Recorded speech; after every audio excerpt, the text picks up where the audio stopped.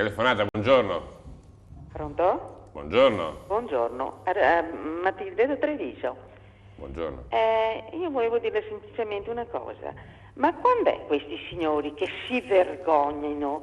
Quando è che cominciano a vergognarsi di queste cose che stanno facendo continuamente? È una cosa indegna, cioè offendono l'intelligenza degli italiani.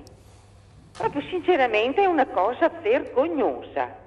Io mi Lei, chiedo... scusi, per capire, si riferisce alle vicende delle liste, per orientarmi nel suo ragionamento? Sì, in questo momento mi riferisco alla faccenda delle liste, ma poi ogni giorno ce n'è una di nuova, ogni giorno c'è qualcosa di nuovo.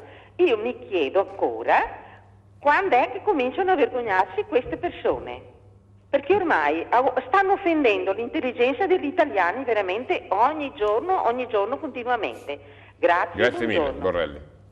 Ma, io credo che molto sia, perdonatemi, però credo che molto sia colpa degli italiani di quello che succede nel nostro paese. Innanzitutto perché queste persone le votano i cittadini italiani, non vengono votate da chissà chi.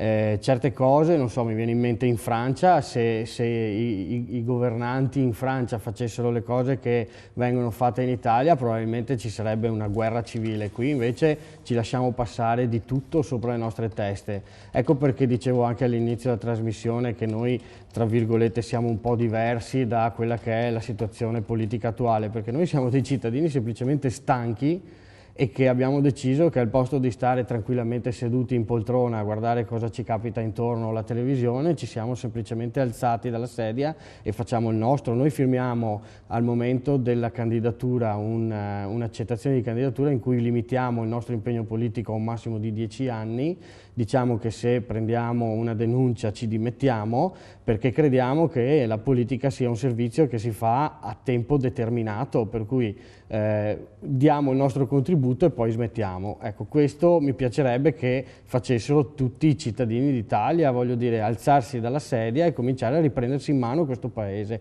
Finché si lascia in mano agli altri è inevitabile che poi gli altri fanno ciò che vogliono, questo è il vero problema.